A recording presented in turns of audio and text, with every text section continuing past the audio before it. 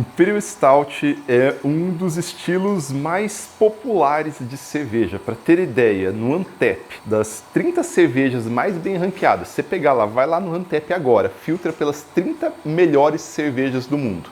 28 vão ser Imperial Stouts. Imperial Stout é um estilo que impressiona muito, ele é intenso, ele dá a liberdade de você usar muitos adjuntos potentes, igual baunilha, café, chocolate e, no fim, a imaginação é o limite. E hoje as versões muito modernas, elas são quase que uma sobremesa, pastosa, intensa, mas o estilo é um estilo amplo. Tem a versão mais tradicional, a versão mais amarga, a feita, né, para czar da Rússia que tomava, que ia da Inglaterra até São Petersburgo, que era uma cerveja bem pesada para o inverno mesmo, para os russos doídos ali, sofridos, né? Não, era para realeza, eles não eram tão sofridos. E a gente pode pegar a Russian Imperial Stout quase como se fosse uma grande família de cerveja hoje. Você pode ter N formas de fazer. Ou essas mais doces e modernas, ou essas mais tradicionais, ou você pode ir pelo meio termo, que é o equilíbrio. Ainda você tem a possibilidade de utilizar os adjuntos, a baunilha, o café, o chocolate, seja lá o que você quer, mas você não vai para um lado tão doce assim. E é isso que a gente vai fazer hoje. Hoje a gente não vai fazer cerveja, a gente vai fazer um projeto de arte aqui, basicamente. Algo que vai levar um longo tempo, então estou fazendo hoje para tomar no inverno do ano que vem. Isso é sobre conhecimentos, sobre mistura de ingredientes e principalmente sobre paciência. Por isso tem um velho ditado chinês que fala que a melhor época para fazer uma Imperial Stout é há 1 ano atrás. E a segunda melhor época é agora. Então vamos começar o grande projeto desse ano. Então o objetivo dessa receita aqui em específico vai ser fazer uma Imperial Stout equilibrada, com diversas camadas sensoriais de malte, muito potente, 10%, mais de 10% de álcool, envelhecer ela com carvalho e bourbon, olha, é complexo demais. Chocolate e café. Então a gente tem uma série de desafios aqui. Primeiro, desafios na parte da mosturação, porque para chegar numa cerveja de 10% de álcool, a OG dessa cerveja, 1090, né? A OG é a quantidade inicial de açúcar que a gente vai ter. Ela por si já é um desafio. A gente vai usar 12 quilos de malte nessa receita. E aí abre duas possibilidades. Ou tua panela cabe 12 quilos de malte para fazer 20 litros só. Ou você tem que usar técnicas especiais, braçar 2 vezes, colocar o malte, tirar, colocar o malte. Hoje eu vou fazer na cigarra elétrica. Cigarra elétrica faz tempo que eu não uso ela, e ainda mais com tanto quilo. Dos 12 quilos de malte é o limite da panela. E a gente vai usar aveia também, aveia espessa, moço. Então vai ser uma cerveja muito difícil de fazer. Os principais desafios aqui é conseguir chegar em 1090, 1095, 1100, porque usa muito malte basicamente. Lúpulo é segundo plano, não importa. Fermentação é outro desafio. Levedura não gosta de trabalhar em um teor de açúcar tão alto e depois não gosta de uma quantidade de álcool tão alta. Então a gente vai fazer uma propagação, vai alimentar muito bem a levedura, suprir ela com zinco, suprir com nutriente, deixar ela bem feliz para ela conseguir finalizar essa fermentação rápido e saudável. Porque um dos grandes erros de Imperial Stouts é fazer Imperial Stouts que a levedura não consegue atenuar direito. Não consegue consumir todo o açúcar. E se isso acontece, ela fica muito doce, ela desequilibra totalmente, ela fica pastosa, ela fica licorosa. E aqui o objetivo não é ser licoroso. Tem as Pastry Stouts, beleza, essas são licorosas já de projeto. Mas a grande falha da maior parte das Imperial Stouts que eu tomo, e se você for fazer uma Imperial Stout para concorrer num concurso, vai nessa linha, é subatenuação. É a levedura não conseguir lidar com tanto álcool. E para a levedura conseguir lidar com tanto álcool, a gente vai tratar essa levedura muito bem. Então bora mão na massa, vamos ver como fazer. Uma boa Imperial Stout é uma cerveja complexa e aqui a gente vai usar muito malte, não só em quantidade, mas em variedade, porque para a gente atingir complexidade, a gente basicamente vai misturar sensações, aromas, sabores. Então a gente até pode conseguir isso com 1 malte, 2 maltes só, mas o caminho usual é ir empilhando diferentes tipos de malte. Então a gente tem maltes base aqui, Pilsen e Viena. Depois a gente vai com maltes caramelo, com malte biscuit, com malte chocolate, com cevada torrada. A gente vai empilhando maltes para criar complexidade sensorial. Para ficar mais simples, bora já colocar esses maltes na panela? A base vai ser um malte Pale Ale ou um malte Pilsen. Malte base vai ali uns 60, 70% da receita. Eu hoje vou misturar malte Pilsen e malte Viena. Viena vai dar um pouco mais de complexidade. Nosso objetivo aqui, lembra, é complexidade. Nesse caso, essa receita ela vai 40% de malte Pilsen. Estou usando malte Pilsen da Agrária mesmo aqui. E ó, eu tô com medo. Eu tô com medo de verdade, porque é muito malte para entrar nessa receita. Então foi aqui 3,5 kg, mais 1,3 kg, totalizando 4,7 kg de malte Pilsen. Mais ou menos 35% de malte Viena. Delicioso. Aqui já começa a dar camada de complexidade, né? Mas dá pra fazer com Pale Ale só. É perfeitamente normal usar o Pale Ale como base. Bem docinho, já subiu até um dulçor na boca, malte bem gostoso. Eu falei Viena, né? Na verdade é Munique. O Viena, ele é um pouquinho mais claro que o Munique, mas ele é bem parecido, na verdade, né? É uma sequência, Pilsen, Pale Ale, Viena, Munique. E aí depois, se continuar a sequência, vem o malte Melano, que a gente vai usar nessa receita também. Melano é a sequência do Munique, ele é mais complexo, ele tem essas melanoidinas estourando. É um dos meus maltes preferidos. Então vai aqui, malte Melano, mais tostado, mais casca de pão, malte maravilhoso. Aqui ó, use em qualquer cerveja que vai dar bom. Talvez não numa IPA em exagero, mas Melano, olha, vai bem com tudo. Mais ou menos na mesma linha ainda, malte Biscuit. Esses são os maltes que são torrados a seco, eles vão tendo o desenvolvimento da torra do amido. E no caso aqui do Biscuit, ele vai entrar com um anoseado para essa cerveja bem interessante. No caso aqui, só 150 gramas de malte Biscuit, é um malte bastante intenso. Então a gente tem um monte de maltes de tosta mais seca empilhados e agora a gente vai colocar os maltes que passaram por uma tosta úmida, os maltes caramelo, cristal. E a gente vai com dois muito bons aqui. Primeiro é Special B. Por mais que essa seja uma cerveja de origem inglesa e Special B é um malte belga, Special B é um dos maltes de maior complexidade de todos. É um malte que sofre dois tipos de torra. Ele tem um caramelo bem intenso, tem tostado intenso, tem uva passas, é um malte único. Também, obviamente, um dos maltes preferidos, porque não tem como, esse malte aqui ele é muito, muito bom. Cara Munique 2, um malte caramelo alemão, porque os maltes caramelo alemão também são mais complexos do que os ingleses. Os ingleses eles vão muito para o caramelo puro mesmo, né? Os maltes que vêm da Bélgica, da Alemanha, eles têm um grau de complexidade a mais. E como é uma Imperial Stout, vai maltes escuros também. Eu tenho aqui chocolate, que dá uma pegada de café e não de chocolate, e eu tenho cevada torrada. Esses maltes são os que vão dar a cor, essa aqui ela vai para 80 EBCs mais ou menos, é o limite superior do estilo, segundo o BJCP, mas lembrando que a maior parte das pessoas que faz, e esse é um grande erro, estoura a cor pelo dobro. É bem normal você achar Imperial Stout com 160, 200 EBCs. Aqui a gente vai dentro. 80 EBC nem chega a ser preto opaco. Se você olhar contra a luz, você ainda vê uma tonalidade avermelhada. Então, vamos lá, esses aqui não vão agora, eles vão só na lavagem porque a gente vai reduzir a aspereza dessa cerveja. E o que a gente vai colocar aqui para dar uma sensação gostosa de corpo nessa cerveja é aveia, né? Aveia que é o que torna isso aqui algo muito perigoso, porque a gente já tem uma tonelada de malte aqui dentro. A gente vai entrar com aveia agora, a aveia espessa, a aveia tem beta-glucano. O beta-glucano quando entrar na água ele vai espessar, vai absorver água. Isso aqui vai virar um caldo grosso no começo. Isso aqui dá medo. Então a gente tem aqui muita aveia. Normalmente você vai colocar uns 10% de aveia numa Imperial Stout. Caraca, isso aqui tá bonito, não tá não?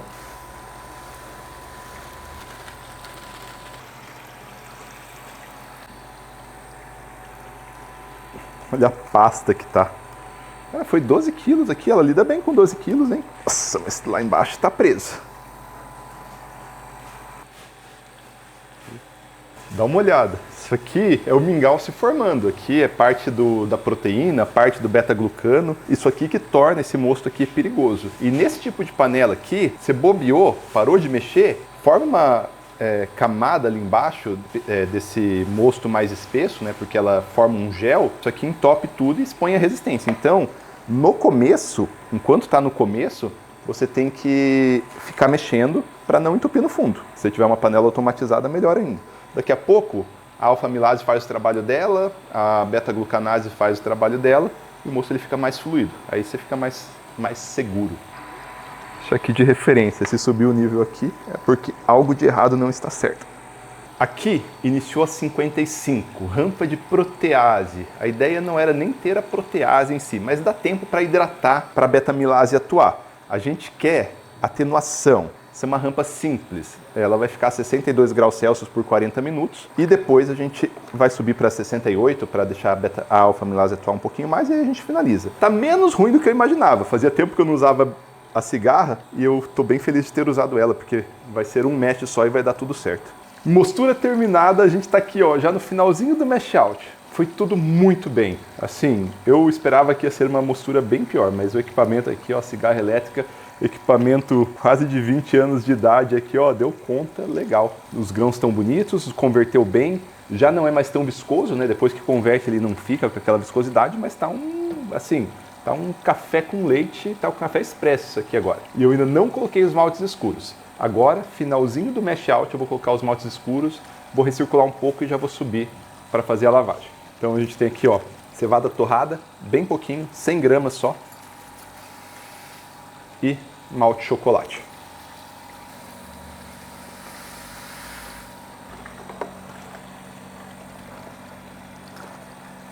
Um dos grandes segredos aqui dessa cerveja é que a gente não abusa dos maltes escuros. Se olhar para o mosto aqui agora, principalmente agora que ele está espesso e ele ainda precisa recircular um pouco, a gente vai ver ele um preto, claro, existe isso, um marrom escuro. Dá uma olhada aqui. Tá indo para o preto, mas ainda é bastante marrom. Claro que ela tá bem espessa aqui ainda, né? E ainda vai entrar o caramelo que vai dar parte da cor e fervura vai dar parte da cor, mas não é uma cerveja muito preta. Embora tá no limite superior do estilo, né? Mas, como eu disse, tem gente que dobra o limite, principalmente nessas versões mais sobremesa moderna. Agora é a hora da verdade, porque nessa panela aqui eu tenho que subir na mesa, senão eu não consigo puxar ela não.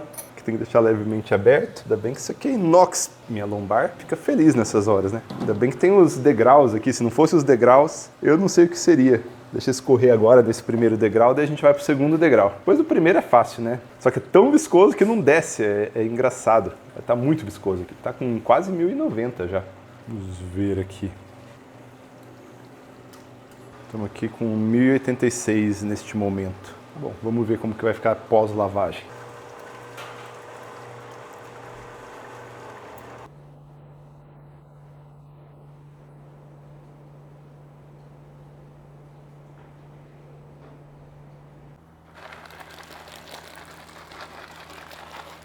O Imperial Stout é um estilo bastante curioso. Ele é um estilo originalmente inglês, do século XVIII mais ou menos, onde a cerveja, a Stout ela foi, a Porter na verdade, né, foi ganhando corpo, foi ganhando teor alcoólico, surgiu a Stout Porter, que era uma versão mais intensa da Porter, e tinha muita navegação ali para o Mar Báltico, para os países bálticos, e aí enviavam cervejas muito alcoólicas, e aí se derivou primeiro a Baltic Porter, que é basicamente, é muito parecido assim, conceitualmente. É uma cerveja escura, bem alcoólica. E lá na Rússia tinha uma imperatriz que ela gostava muito desse tipo de cerveja, a Catarina a Grande, e aí popularizou-se esse estilo lá, né, como o estilo que ela gostava muito. Aí virou a Stout Imperial, porque ela era destinada ao Império. E hoje, ela é quase que uma curiosidade, assim, na Inglaterra. Você acha pouco, não é fácil achar. Por mais que ela é um estilo originalmente inglês, hoje ela é famosa mesmo, consumida nos Estados Unidos. E lá ela ganhou diversas derivações, né?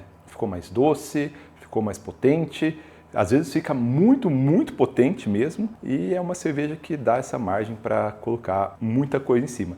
E tem muito mito em cima, por exemplo, que ser uma cerveja que é muito boa para envelhecer por longos períodos. Isso é só parcialmente verdade. Ela é uma cerveja que envelhece, ela não tem, o prazo de validade dela é longo, mas não quer dizer que ela só melhora com o tempo.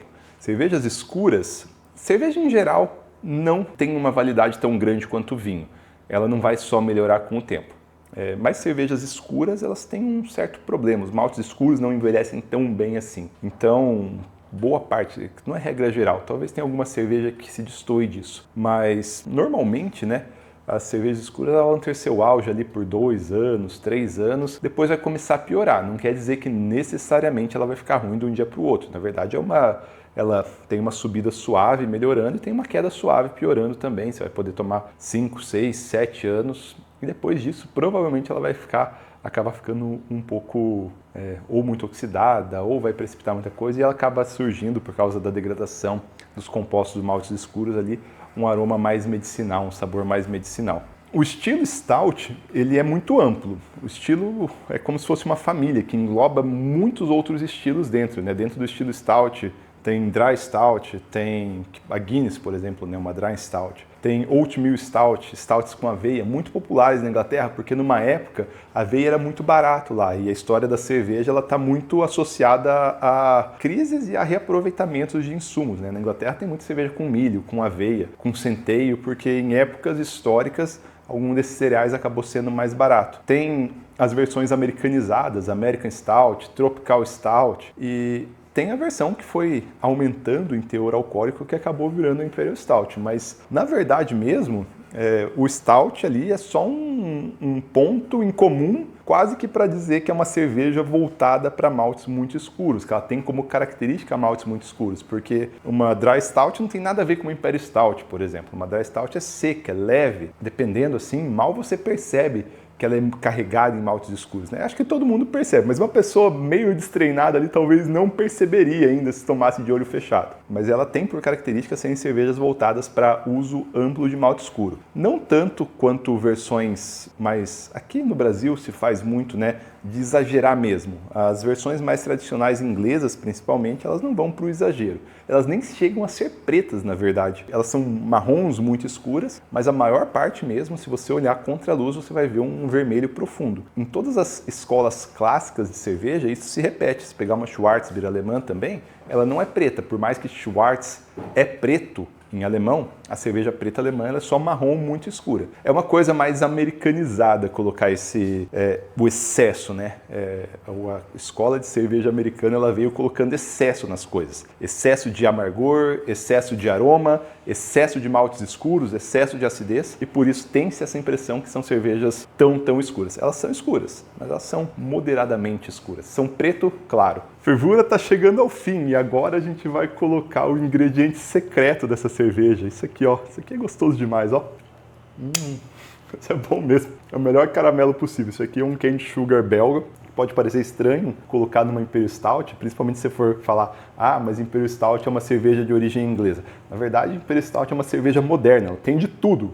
Ou os ingleses usavam baunilha, coco e chocolate. Então, os ingleses eles usam muito açúcar simples para diminuir corpo de cerveja. E a Imperial Stout é uma cerveja que pode se beneficiar muito disso, a não ser que você queira fazer aquelas pastries que mais parece, sei lá, um pudim do que uma cerveja. Tirando esse caso, olha, vai na minha. Coloca cane sugar na sua Imperial Stout que você vai ter um resultado surpreendente.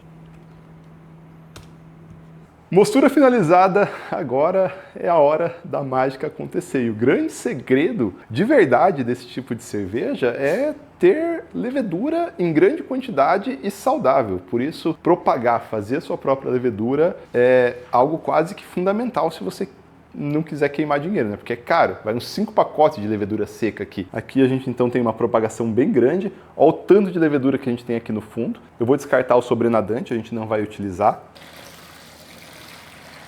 Aqui só um pouquinho, né, de água só para a gente conseguir ressuspender aqui a levedura, ó. Um pouquinho deu quase 1 litro ainda, né? E o importante é oxigênio, zinco, oxigênio, zinco. Então a gente vai dar um pouco de zinco para ela agora. Rendeu até um pouco mais, a gente está com 30 litros, então a gente vai usar um pouco de Nutri-Z, 0,3 gramas de Nutri-Z e dá-lhe oxigênio. Tudo aqui está conectado no trocador de calor. O segundo trocador de calor acabou de ser ligado. Vamos ligar a água do primeiro. Está em série. Vamos ligar aqui. Já está ligado no fermentador e vá para dentro. Levedura. E aqui no bolso está o segredo, ó, o zinco, que vai 2 dosezinhas de zinco. 30 ml do zinco diluído. Foi o primeiro. E agora vamos deixar essas leveduras felizes com oxigênio. Dispersor conectado, oxigênio conectado. A gente vai dar 2 minutos de oxigênio aqui. Está entrando oxigênio. E agora é deixar a natureza seguir seu curso. Daqui umas 2 semanas a gente volta para dar continuidade.